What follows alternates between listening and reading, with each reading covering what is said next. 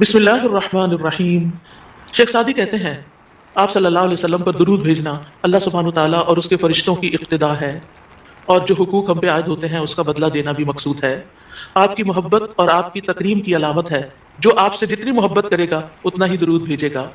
پھر یہ اجر و ثواب کے حصول کا ذریعہ بھی ہے۔ سبحان اللہ، یعنی جب کوئی انسان شکر گزار ہوتا ہے، قدردان ہوتا ہے، تو اللہ تعالیٰ اس کی کیسی قدردانی کرتے ہیں۔ درود ہم آپ پر پڑھتے ہیں، ثواب ہمیں مل رہا ہوتا ہے، کوئی احسان نہیں ہے کسی پر، آپ کو بھی ساتھ ہی فائدہ ہو گیا۔ اور پھر یہ ایمان کی علامت ہے، کیونکہ جو آپ سے محبت نہیں کرتا اس کا ایمان مکمل نہیں۔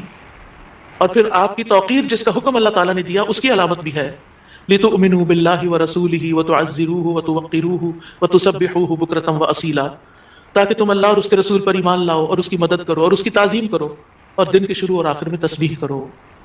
نبی صلی اللہ علیہ وسلم کی امت پر جو احسانات ہیں ان کا تھوڑا سا ذکر کرنا اس لیے ضروری ہے تاکہ یاد تازہ ہو جائے کہ آپ کے ذریعے میں کیا کیا فیض ملا۔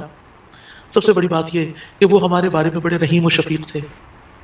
لقد جاءکم رسول من انفسکم عزیز علیہ ما عنتم حریص علیکم بالمؤمنین رؤوف الرحیم۔ لوگوں، تمہارے پاس تم ہی میں سے ایک رسول آیا ہے، اگر تمہیں کوئی تکلیف پہنچے تو اسے گراں گزرتی، اس کو تکلیف ہوتی ہے۔ کیا ہمارے اندر بھی دوسروں کے لیے ایسے احساسات ہیں کہ کسی کو تکلیف پہنچے تو ہمیں تکلیف ہو جائے؟ نبی صلی اللہ علیہ وسلم کو ایمان والوں کی تکلیف سے تکلیف پہنچتی تھی۔ وہ تمہاری فلاح کا حریص ہے۔ ہم ہیں لوگوں کی فلاح کے حریص کہ ان کو ہدایت ہو جائے، یہ دین کی طرف آ جائیں۔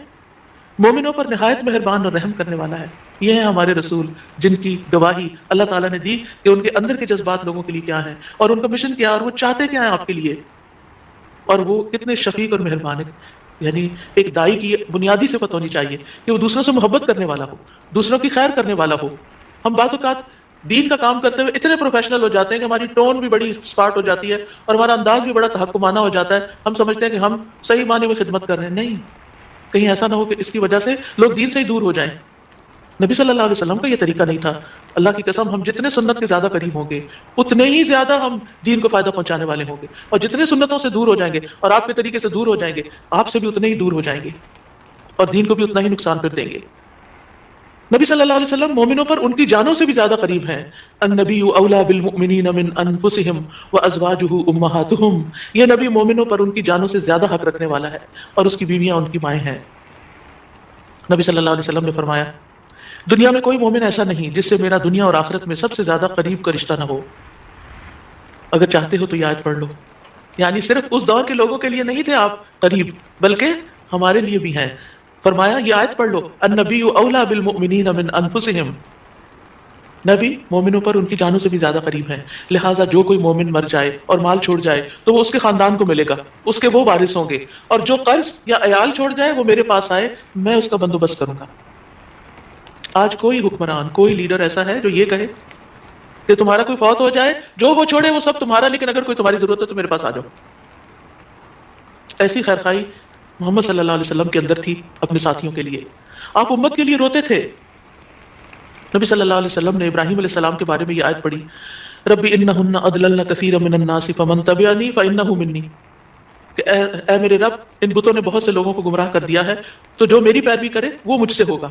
اور یہ آیت جس میں عیسیٰ علیہ السلام کہتے ہیں ان تعذبہم فانہم عبادک وان تغفر لہم فانک انت العزیز الحکیم، اے اللہ اگر تو انہیں عذاب دے، یعنی جو میرے پیروکار ہیں، تو تیرے بندے ہیں دے دے، اور اگر تو بخش دے تو بے شک تو عزیز الحکیم ہے۔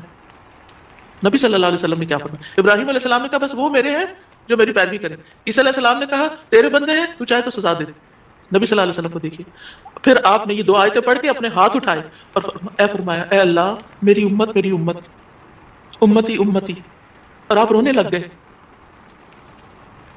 یہ آپ کے دل میں امت کے لیے پیار تھا، امت کے دل میں محمد صلی اللہ علیہ وسلم کے لیے کیا محبت ہے۔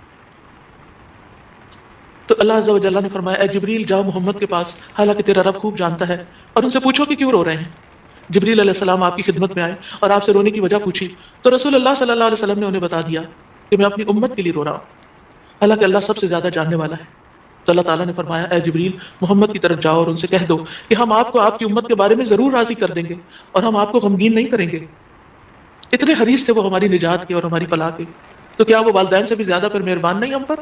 ہمارے ماں باپ ہماری دنیا کا غم کرتے ہیں، ہماری دنیا کی فکریں کرتے ہیں، ان کو کھانے سے کہاں سے ملے گا، ان کے فلاں چیز کا کیا ہوگا، فلاں چیز کا کیا ہوگا۔ نبی صلی اللہ علیہ وسلم ہماری دنیا کے تو پیچھے ہو گیا نا، کہ جس کا عیال وہ قرض دار ہو میرے پاس آ جائے، لیکن ہماری آخرت کی فکر کرتے ہیں کہ میری امت کی بخشش ہوگی کہ نہیں ہوگی۔ ایک دفعہ کوئی لا الہ الا اللہ محمد الرسول اللہ کہہ کر اس دین میں داخل ہو جاتا ہے تو پھر محمد صلی اللہ علیہ وسلم اس کے لیے مہربان ہو جاتے ہیں، اس کے لیے غمگین ہو جاتے ہیں کہ اس کی بخشش ہو جائے۔ آپ ہر نماز میں امت کے لیے دعائیں کرتے تھے، ہر نماز میں۔ حضرت عائشہ کہتی ہیں میں نے رسول اللہ صلی اللہ علیہ وسلم کو خوش طبیعت دیکھ کر کہا اے اللہ کے رسول میرے لیے اللہ تعالیٰ سے دعا کریں۔ آپ نے فرمایا اللہم اغفر لعائشہ ما تقدم من ذنبها وما تأخر وما اسرت وما اعلنت، اے اللہ عائشہ کے سب گناہ بخش دے، جو اس نے پہلے کیے، جو بعد میں کیے، جو چھپا کے کیے، جو اعلانیہ کیے۔ خوشی سے حضرت عائشہ نے ہنسنا شروع کر دیا، یہاں تک کہ ہنستے ہنستے ان کا سر رسول اللہ صلی اللہ علیہ وسلم کی گود میں جا پڑا۔ آپ نے پوچھا کیا تمہیں میری دعا نے خوش کر دیا؟ انہوں نے کہا بھلا مجھے کیا ہے کہ آپ کی دعا خوش نہ کرے، آپ کی دعا سے ہی خوش ہوئی ہوں۔ آپ نے فرمایا اللہ کی قسم میں ہر نماز میں اپنی امت کے لیے یہ دعا کرتا ہوں۔